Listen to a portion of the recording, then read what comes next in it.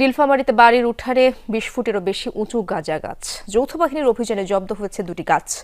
বাড়ির মালিকের দাবি, গাঁজার গাছ সম্পর্কে ধারণা নেই, তার চাষাবাদও করেননি। আর পুলিশ বলছে তদন্ত শেষে নেওয়া হবে ব্যবস্থা। নীলফামারী সদরের সুখধন গ্রাম। বাড়ির মালিক রঞ্জিত দাস। উঠানে মিলল 2টি গাঁজা গাছ, এর মধ্যে একটি বেশ বড় আকৃতির।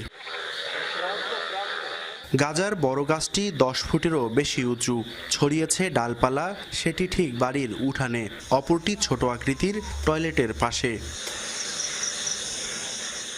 বুধবার মধ্যরাতে গোপন তথ্যের ভিত্তিতে বাড়িটিতে অভিযান চালায় যৌথ বাহিনী। বাড়ির মালিকের দাবি, গাছ দুটি চাষাবাদ করেননি তিনি। কিভাবে জন্মালো সে বিষয়েও জানা নেই বলে দাবি রঞ্জিত দাসের।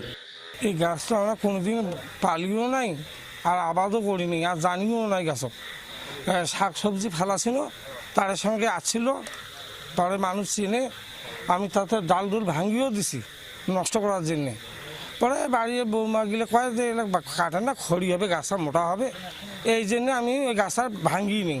বসত ভিটায় গাঁজার গাছ দেখে বিস্মিত এলাকাবাসী। ঘটনার তদন্তের দাবি জানিয়েছেন তারা।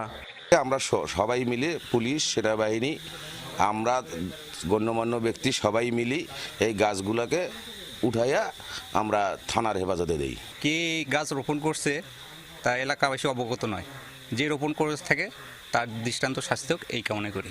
পুলিশ বলছে গাঁজার গাছ দুটি জব্দ করা হয়েছে, তবে বাড়ির মালিক চাষের সাথে জড়িত কিনা তা তদন্তের পর জানা যাবে। এই ঘটনা কাউকে আমরা আটক করি নাই। কে লাগাইছে এর নিশ্চয়তা এখন পর্যন্ত সঠিক তথ্য পাওয়া যায়নি, সেগুলো আমরা নজরদারি করতেছি। মাদকদ্রব্য নিয়ন্ত্রণ আইনে গাঁজা চাষ, সেবন ও বিপণন নিষিদ্ধ। এতে বিভিন্ন মেয়াদে কারাদণ্ড সহ জরিমানার বিধান রয়েছে। মাহমুদ রাফিন, যমুনা নিউজ, নীলফামারী।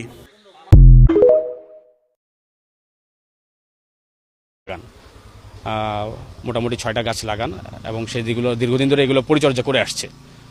তো এই সংবাদটি আমাদের কানে আসার পর আমরা সেটা প্রাথমিকভাবে যাচাই বাছাই করি এবং আমাদের গোয়েন্দা সংস্থার মাধ্যমে যখন আমরা সম্পূর্ণভাবে নিশ্চিত হই যে আসলে সে গাঁজার গাছ লাগিয়েছে এবং সেগুলো পরিচর্যা করছে, তারই পরিপ্রেক্ষিতে আজকে আমাদের এই অভিযান এবং আমরা অভিযান পরিচালনা করতে এসে তার পানের বর্ডার থেকে আমরা 6টি গাঁজার গাছ পাই এবং সেগুলো আমরা ইতিমধ্যে আপনারা দেখতে পাচ্ছেন যে উদ্ধার করি এবং পরবর্তী আইনানুগ ব্যবস্থা আমরা যেই রুলস আছে সেই রুলস অনুযায়ী নিব ইনশাল্লাহ। আস্তে আস্তে